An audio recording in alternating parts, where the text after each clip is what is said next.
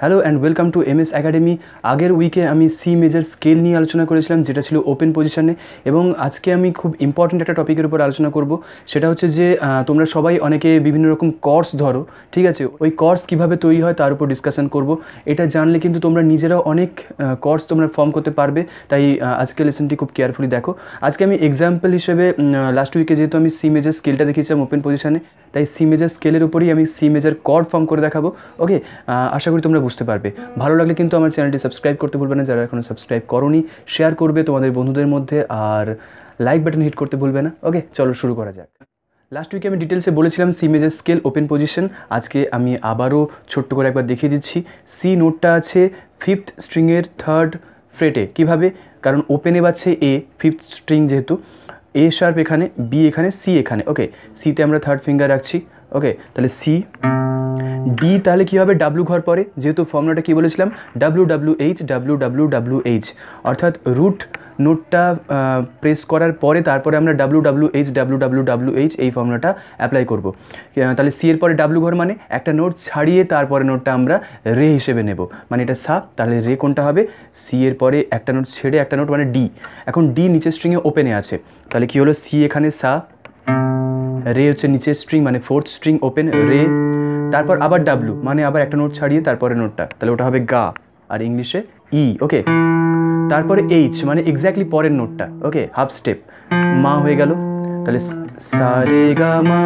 আর তারপরে পা হচ্ছে তার নিচে ওপেন স্ট্রিং। ওকে, এখানে করলে পা হয়, কিন্তু আমরা দেখেছি এই নোটটা জি এবং থার্ড স্ট্রিং ওপেনও জি বাজে, তাই জন্য আমরা নিচের স্ট্রিংটা প্লে করব পা হিসেবে। ওকে, তারপর আবার একটা নোট ছাড়িয়ে একটা পরের নোট, অর্থাৎ ডাব্লু স্টেপ জাম্প করব, তাহলে পায়ের পরে ধা হবে, এটা ধা, নোটটা হচ্ছে এ। ওকে, তারপর নি হবে আবার ডাব্লু, এখানে নি হওয়ার কথা, নোটটা হবে বি। বি তার নিচের স্ট্রিং অর্থাৎ সেকেন্ড স্ট্রিং ওপেনে আছে বি, তাহলে ওটা হবে নি। আর তারপরের এক্স্যাক্টলি নোটটা অর্থাৎ এইচ হাফ স্টেপ পরে হচ্ছে সা, মানে বি এর পরে হচ্ছে সি। তাহলে পুরোটা প্রথম থেকে একবার দেখিয়ে দিই। সা এখানে, সা রে গা মা পা ধা নি সা। ওকে, এই হচ্ছে C major scale open position, অর্থাৎ যেখানে আমরা কিছু ওপেন স্ট্রিংসও ইউজ করব সি মেজর স্কেলের নোট হিসেবে। ওকে, এখন স্কেল তো হলো সা রে গা মা পা ধা নি সা, এই পদ দিয়ে আমরা মানে মেজর স্কেলের উপরে অনেক রকমের গান কম্পোজ করতে পারি। এরকম অনেক গান, কোটি কোটি গান আছে এর উপরে। ওকে, এখন এর উপরে কর্ডস কী করে ফর্ম করব? ওকে, কিভাবে হয় তার নিয়মটা হচ্ছে, ফার্স্ট নোট অর্থাৎ রুট নোট বা সা, এখানে সা C major obviously. Third note অর্থাৎ গা, সেটাকে আমরা নেব, তাহলে দুটো নোট নিলাম। আর হচ্ছে পা অর্থাৎ ফিফথ নোটটাকে আমরা নেব, তাহলে ফার্স্ট নোটকে সা। রে হচ্ছে, রেকে আমরা নেব না সি মেজর কর্ডের জন্য, তারপরেরটা নেব অর্থাৎ গাকে নেব। গা এখানে হচ্ছে ফোর্থ স্ট্রিং সেকেন্ড ফ্রেট। ওকে, গাকে নেব। মাকে নেব না, পাকে নেব, এখানে পা ওপেন আছে। ওকে, তারপর ধা এখানে, নিকে নেব না, সাকে নেব আবার।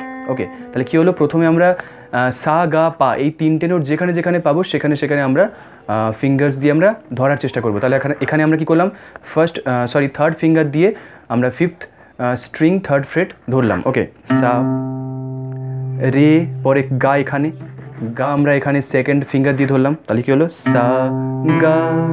মা ধরার ব্যাপার নেই, পা অলরেডি ওপেন আছে থার্ড স্ট্রিং, তাহলে পা ধরার ব্যাপার নেই, তাহলে কী হলো? সা গা পা।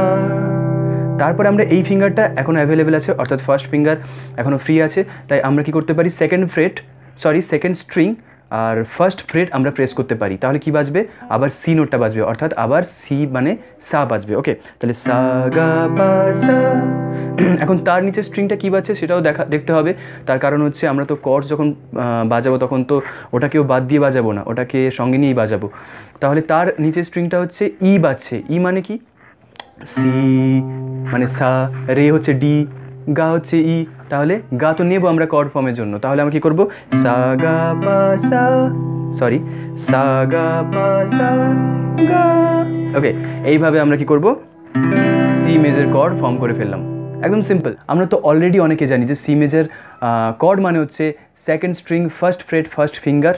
ওকে, এখানে একটা, আচ্ছা, তারপর হচ্ছে fourth string second fret second finger, এখানে একটা, আরেকটা হচ্ছে থার্ড ফ্রেট ফিফথ স্ট্রিং আর থার্ড ফিঙ্গার। তাহলে এইভাবে আমরা সি মেজর কর্ড আমরা অলরেডি অনেকে বাজাই, কিন্তু এটা কীভাবে আসে, কোথা থেকে তৈরি হয়, সেটা জানানোর জন্যই আজকে মেনলি লেসনটি করা। সি মেজার স্কেল থেকে সি মেজার কর্ড তোমরা সহজেই দেখে নিলে যেভাবে ফর্ম করতে পারো, এভাবে তুমি বাকি যে স্কেলসগুলো আছে ওগুলো বাজিয়েও তুমি সহজে কর্ড ফর্ম করতে পারবে। কর্ড ধরাটা কোনো ব্যাপার না, মানে মুখস্থ করে ধরতেই পারো, কিন্তু যখন তোমরা ক্রিয়েটিভিটির মধ্যে দিয়ে এই তৈরি করা ব্যাপারগুলো তোমাদের মাথার মধ্যে ঢুকে যাবে, তখন তোমরা কী করতে পারবে, এর উপর তোমরা অনেক কিছু নিউ কিছু কম্পোজ করতে পারবে।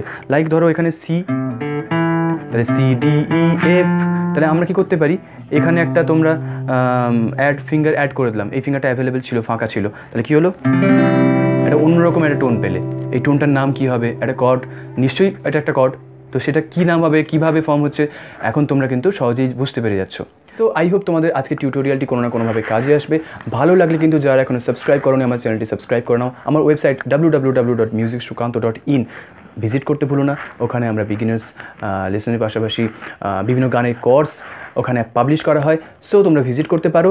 এছাড়া আমার ফেসবুক পেজে ইনবক্স করতে পারো, ফেসবুকে গিয়ে মিউজিক সুকান্ত সার্চ করে, ওকে, অথবা আমি ডেসক্রিপশনে তোমাদের জন্য লিঙ্ক দিয়ে রাখবো, ওকে।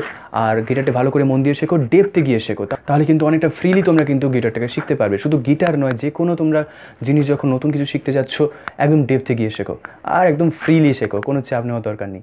আমি তো আছি। সো আবার দেখা হবে পরের লেসন।